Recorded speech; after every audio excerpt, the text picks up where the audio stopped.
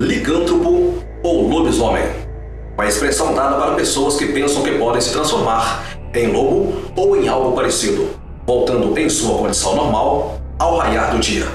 Hoje nós vamos contar a história de um homem chamado Rui Firmino de Souza, que doou parte de sua vida para descobrir se o lobisomem é fato ou simplesmente uma lenda. Quer saber como termina? Então assista esse vídeo até o final. Você é muito bem-vindo. Eu sou Luiz Basso e este é o canal Fatos e Lendas.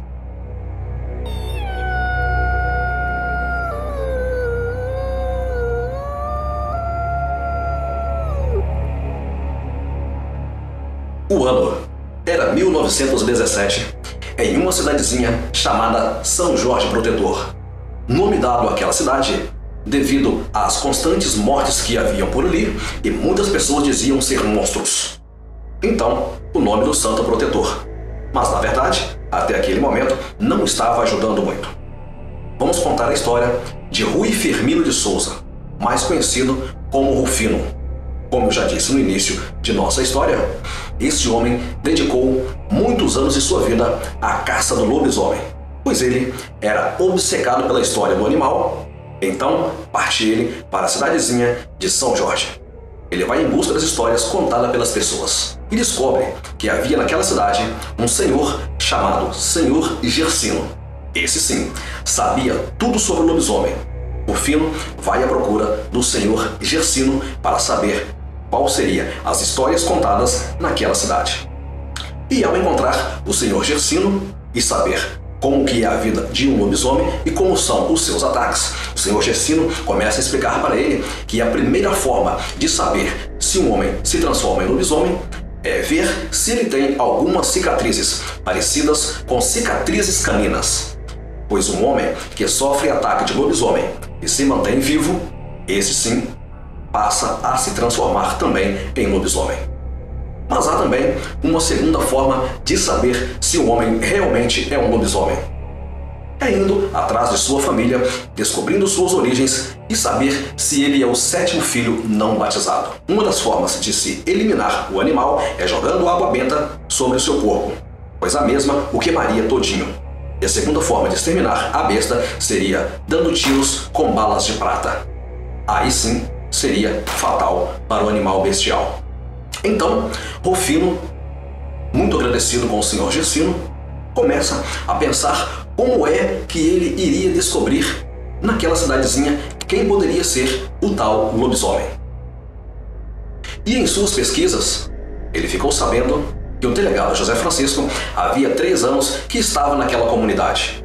E quando ainda tinha pouco tempo que ele estava, ele matou um homem sem provas nenhuma que poderia ser o lobisomem. E os fatos que aconteciam 1 ou 2 vezes por ano, depois de 3 anos que ele estava o delegado, já havia acontecido 12 mortes só no último ano. Então, Rufino levou a crer que uma das primeiras pessoas a ser investigadas deveria ser, então, o delegado. Mas como é que ele poderia saber se o delegado teria cicatrizes? Como é que ele poderia saber da família daquele homem, pois eles moravam tão longe? Então, Rufino pensa que a segunda hipótese poderia ser a mais provável. Viajou 2 dias e foi até a cidade onde moravam os pais do delegado José Francisco. E chegando ali, ele ficou sabendo pela comunidade que aquele casal, pai do delegado, eram muito influentes na religião e na sociedade. E isso foi um balde de água em cima de Rufino. Pois quem tem os pais tão religiosos assim, provavelmente deveria ser batizado. Mas até então, ele não sabia se realmente José Francisco seria mesmo o 7º filho, ou se ele seria batizado ou não. Então ele procura até a secretaria daquela catedral. E a secretária disse que não poderia dar esse tipo de informação, pois Rufino não era parente de José Francisco e José Francisco era uma figura pública, então ela não poderia dar esse tipo de informação. Em um dado momento, ele pensou até em desistir, mas a sua vontade de descobrir sobre o tal animal era tão grande que ele então resolveu falar diretamente com os pais de José Francisco. Mas como ele poderia fazer isso? Como é que ele poderia, com toda a cara de pau, fazer essa pergunta? Então ele teve a ideia de frequentar a mesma igreja que os pais de José Francisco frequentavam. E aquele casal o recebeu educadamente de braços abertos. E depois de longas conversas, de longas formas de distrair aquele casal, após 20 dias ele fica sabendo que realmente José Francisco é o 7º filho daquele casal. Mas e agora? Como é que ele poderia saber se José Francisco foi batizado ou não? Mas isso também não provaria que ele seria o lobisomem daquela cidade. Conversa vai, conversa vem, até que ele consegue uma forma que os pais de José Francisco conte para ele a história daquele garoto desde novo. Os seus pais então começam a contar que eles moravam em uma região onde não havia igrejas. Os padres iam naquelas pequenas comunidades batizar as pessoas que ali eram nascidas uma vez por mês. Mas quando tudo estava preparado para que José Francisco fosse batizado, esse padre foi transferido de paróquia e tudo foi adiado naqueles dias. E quando voltaram padres para fazer os batismos, José Francisco já tinha saído daquela comunidade e ido para uma pequena cidade morar com um tio para poder concluir os seus estudos. O seu tio não era nada católico, então aquele homem ficou sem o sacramento do batismo. José Francisco era o 7º filho e não era batizado. E mesmo assim, essa história não provaria que ele poderia ser lobisomem da cidade de São Jorge Protetor. Mas tudo bem, Rufino então volta para aquela cidade e começa a trocar a noite pelo dia. Isso mesmo, ele começa a dormir durante o dia e vigiar durante a noite. Mas se passaram várias noites de lua cheia e mesmo assim não aconteceu nada. Até parece que o animal estava sabendo de que Rufino estava à sua caça, à sua procura. E ele já estava até desistindo de ficar naquela cidadezinha e partir para uma outra localidade ou seguir a sua vida normal. Mas estava prestes a acontecer mais uma noite de lua cheia, e essa cairia em plena uma sexta-feira. Bacana, né? Então, Rufino decide ficar naquela cidade mais um fim de semana, em especial naquela sexta-feira.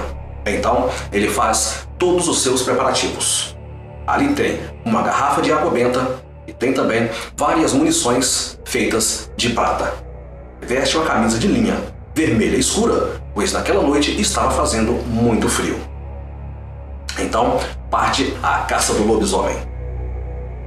Passam-se 1 hora, 2 horas, 3 horas. Chega meia-noite e nada do animal aparecer.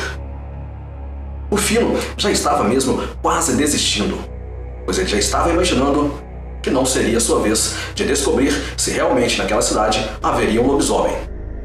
Então, já era mais de meia-noite, quando as nuvens começaram a se dispersar no céu, apareceu então uma grande lua.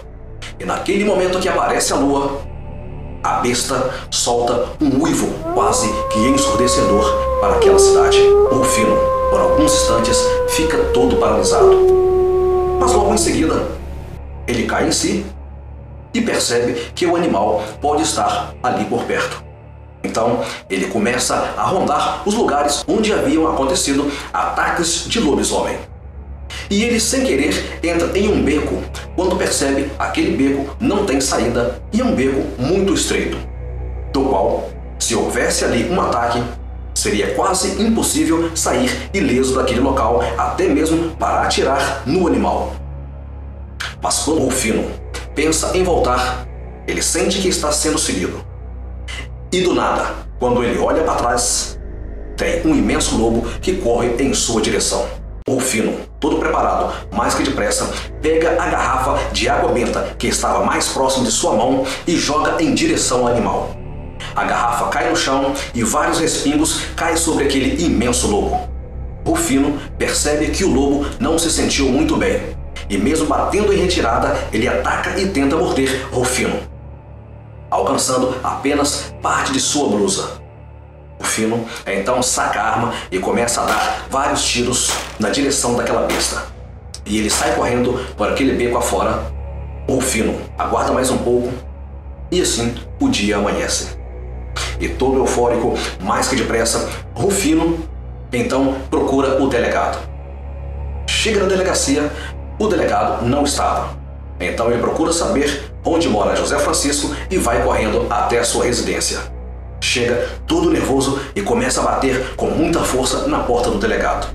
E o delegado, todo assustado, vem atender e saber o que é que está se passando ali em sua casa.